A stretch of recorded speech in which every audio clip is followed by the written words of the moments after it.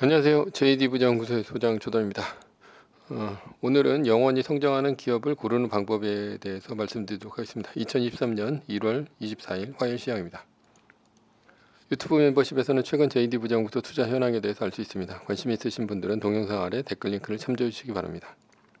뉴욕 마켓워치 중기대 위험자산 선호, 주식 올라가고 채권 떨어지고 달러 혼조다 라는 기사가 있는데요. 어제는 나스닥이 2.01%, S&P 500 지수는 1.19%, 다우존스 지수는 0.76% 오르면서 3대 지수 모두 큰 폭으로 올랐습니다. 올 들어 나스닥은 9% 넘게 상승했습니다. 메인 이슈입니다. 나스닥 2.01% 상승, 이제 바닥 지났나? 어제 나스닥이 크게 오른 것은 연준의 2월 금리 인상이 25bp에 그칠 것으로 예상되면서입니다. 왜냐하면 유럽의 온화한 날씨는 천연가스 가격을 떨어뜨렸고 그리고 이미 경기 침체가 작년에 지난 것이 아닌가 하는 전망이 나오면서부터입니다. 만약 현재가 경기 침체로 들어오지 않았고 앞으로 경기 침체에 빠질 것으로 예상된다면 연준은 금리를 꾸준히 올려야 합니다. 그러나 이미 경기 침체는 작년에 끝이 났고 앞으로 인플레이션이 꺾이고 고용이 좋으면서 연착륙이 가능하다면 골디락스도 가능할 것입니다. 시장은 이미 연준의 25bp 인상을 99% 반영하고 있습니다. 이번 주에 마이크로소프트, 테슬라가 실적 발표를 합니다. 지난주 넷플릭스처럼 어닝 서프라이즈를 한다면 이 기세를 이어갈 것으로 보입니다. 마이크로소프트는 실적 발표에서 클라우드 부문의 애전은 실적이 안 좋다는 것이 이미 반영이 되었고요. 챗 GPT에 대한 투자 얘기가 실적 발표 후에 주가에 영향을 미칠 것으로 보입니다. 테슬라도 2022년 4분기 판매량과 가이던스가 주가에 영향을 미칠 것으로 보입니다. 애플 최고점 182.01달러이고요. 어제 애플이 141.11달러를 넘었습니다. 그러니까 여기하고 여기 사이죠. 그러니까 한 22.5% 정도 떨어진 것이죠. 전고점 대비. 만약에 145.61달러 이것을 넘어간다면 V자 반등 가격을 넘어가는 것입니다.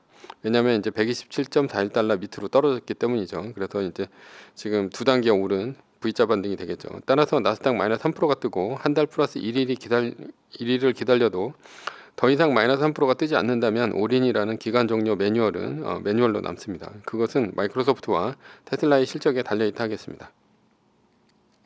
나스닥 기술주의 실적이 좋고 연준의 25bp 인상을 하면서 조만간 금리 인상을 멈춘다고 발언을 한다면 나스닥은 폭등하겠죠. 그러나 연준이 아직 인플레이션이 완전히 꺾이지 않은 상태에서 비둘기파적인 발언을 할 리가 없죠.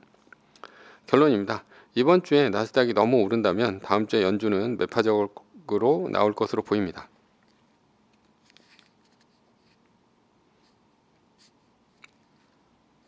서브 이슈입니다. 영원히 성장하는 기업을 고르는 방법. 잘 쓴 과제 알고 보니 챗 GPT가 미국 교육 현장의 고민이라는 이제 기사가 있는데요. 챗 GPT가 쓴 에세이로 과제를 제출했다가 표절로 드러났다는 기사입니다. 인공지능이 사람의 영역으로 불리던 에세이마저 사람처럼 잘 쓰자 일어난 일이죠. 이번 일로 구글은 타격을 받게 되었습니다. 챗 GPT의 실력이 앞으로 이 정도보다 퀄리티가 나아진다면 굳이 구글 검색을 이용할 필요가 없기 때문입니다. 기업은 갑자기 발생한 일로 순식간에 무너집니다. 애플의 스마트폰 개발로 세계 1등의 피처폰 기업인 노키아가 무너졌던 것처럼 말이죠. 최고의 경영학자인 피터 드러커는 기업의 궁극적인 목표를 무엇이라고 했을까요? 주가가 아닌 영속성을 확보하는 것이라 했습니다. 사람들은 대부분 기업의 목표는 주가가 오르는 것이라 생각할 것입니다. 그러나 사실은 회사가 영원히 존속하는 것이 기업이 궁극적으로 하는 목표입니다. 주가가 오르는 것은 영속성을 유지하고 있다는 증거나 결과에 불과합니다. 반대로 주가가 떨어진다면 조만간 기업이 위험에 처하거나 망할 것이라는 증거나 결과입니다. 그렇다면 기업이 영속성을 확보하려면 어떻게 해야 합니까? 고객과 시장을 끊임없이 창조하고 유지해야 한다고 했습니다. 즉 1등이라고 그 자리에 머물렀다가는 고객과 시장이 떠나버리고 망해버린다는 얘기와 같죠. 그러니 1등이라도 지속적으로 신시장과 새로운 고객을 찾고 유지해야 영속을 할 수 있다는 얘기입니다. 그렇다면 시장을 끊임없이 창조하고 유지하려면 어떻게 해야 합니까? 기업이 새로운 제품을 만들어낼 때 그 제품을 고객이 기꺼이 사줘야 합니다.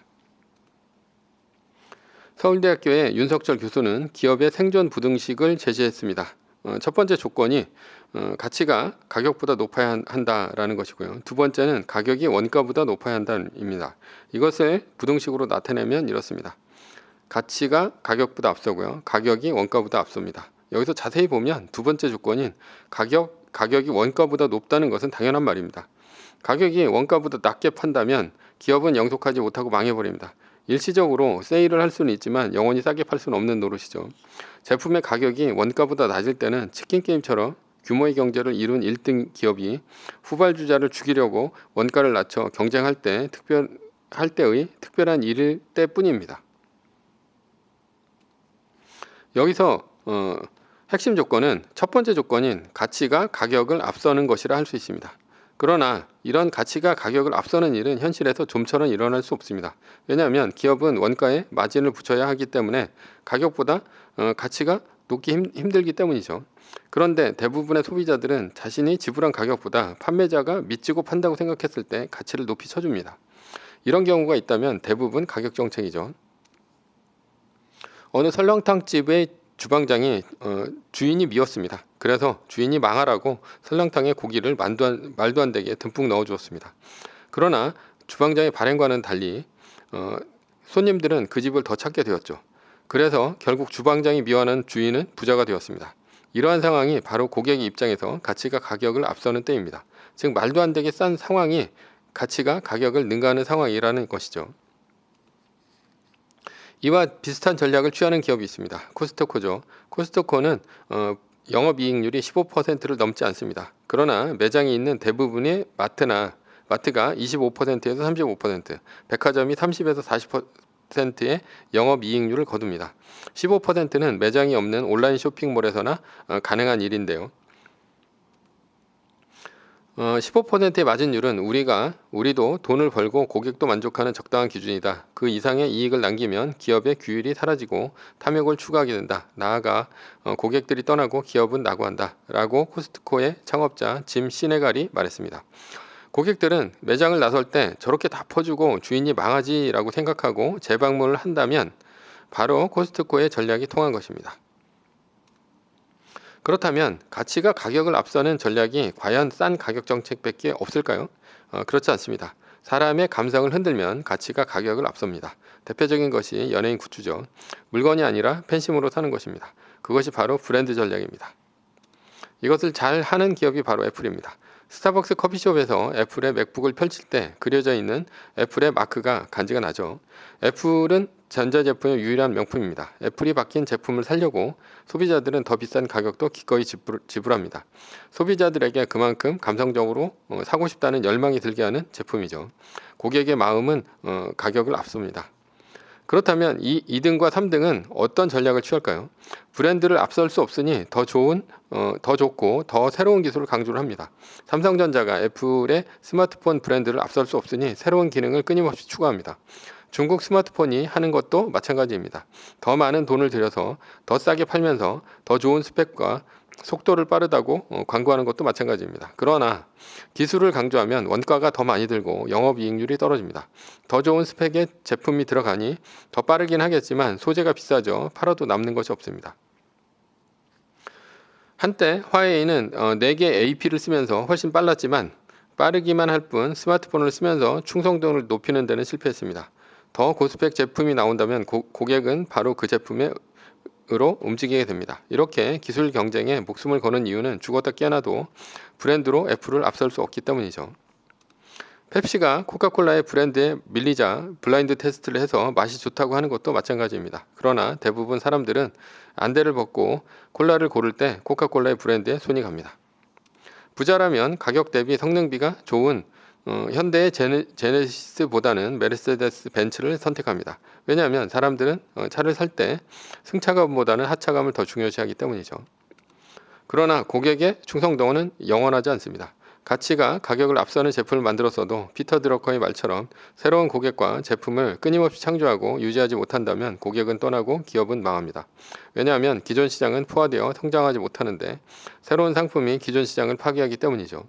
워크맨 소니는 한때 워너비였지만 지금은 애플과 삼성전자에 밀려 가전시장에서 거의 철수했습니다. 따라서 끊임없이 새로운 시장과 고객의 발굴은 기업의 영속성에서 필수입니다. 그러나 새로운 성장 시장과 고객의 발굴은 쉽지 않습니다. 새로운 시장을 개척하는데 꽤 많은 돈과 시간이 듭니다.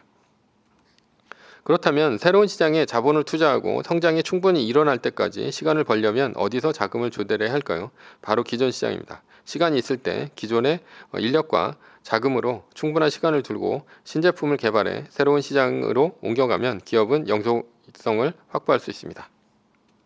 그러나 우리는 투자자지 기업가가 아닙니다. 따라서 영속성은 기업인이 고민해야 할 문제이지 투자자인 우리가 생각해야 할 문제는 아닙니다. 브랜드 파워가 강력해서 기존의 시장에서 많은 영업이익을 거두고 그것을 바탕으로 새로운 시장으로 옮겨가는 기업은 바로 시장이 정해줍니다. 즉 기업의 영속성은 주식의 시가총액 순위에서 나옵니다. 기업의 영속성은 실시간 주가로 확인되죠. 따라서 머리를 쓸 필요 없이 세계 시가총액 1등에 투자하면 됩니다. 투자를 할 때 내 나쁜 머리를 믿지 말고 시장의 판단을 믿도록 하는 것이 좋습니다. 시장이 틀렸다고 아무리 우겨봐야 시장이 옳다고 판단한 것이 주가가 오르기 때문에 시장이 항상 옳습니다. 투자자에게 기업이란 냉철한 가슴과 매의 눈으로 끊임없이 검증과 의심을 해야 하는 존재일 뿐입니다. 기업과 사랑에 빠지지 맙시다. 주가가 떨어지고 순위 떨어지면 결국 믿었던 기업이 내 발등을 찍을 뿐입니다. 결국 돌아오는 것은 내 재산 반토막이라는 배신과 투자 실패에 따른 암울한 노후뿐입니다. 실패한 기업에 투자하면 한 번 사는 내 인생은 이생망이 됩니다. 소비자가 열광하는 기업을 고르는 것이 투자자입니다. 그러나 대부분의 개미들은 투자한 기업이 주가가 떨어지는데도 불구하고 그럴 리가 없다며 자기 부정에 빠집니다. 왜냐하면 이미 주가가 떨어져 그동안 입은 손해가 너무 크기 때문이죠. 그러나 떨어진 주식을 손절하지 못하는 가장 큰 이유는 자신의 투자 실패를 인정하기 싫다는 것 때문입니다. 그래서 반토막난 주식을 들고 있으며 언젠가는 오를 것이라 자유합니다. 마치 이 상황은 결혼했지만 신혼 첫날서부터 때리는 남편을 두둔하면서 난 결혼에 실패하지 않았다고 우기는 것과 같습니다. 그러나 참혹한 현실은 매맞는 아내인 내가 현실 지옥을 하루하루 살아내고 있는 것뿐입니다. 제3자가 보면 누가 봐도 실패한 결혼이고 가정 파탄 상황이 불보듯 뻔한데 이혼을 안 합니다.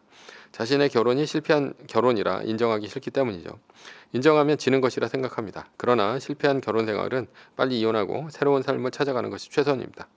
주식 투자와 결혼은 오기로 하는 것이 아닙니다.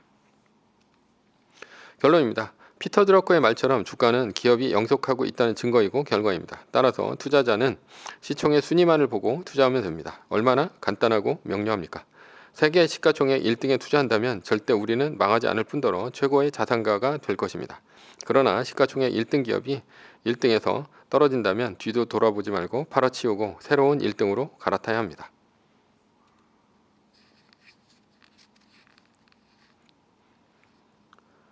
매뉴얼입니다. 세계 1등 주식은 전고점 대비 2.5% 떨어질 때마다 10%씩 팔면서 리밸런싱을 하다가 나스닥 마이너스 3%가 뜨면 말뚝을 박는 것입니다. 그러다 반등이 시작되면 V자 반등 리밸런싱을 하면 됩니다.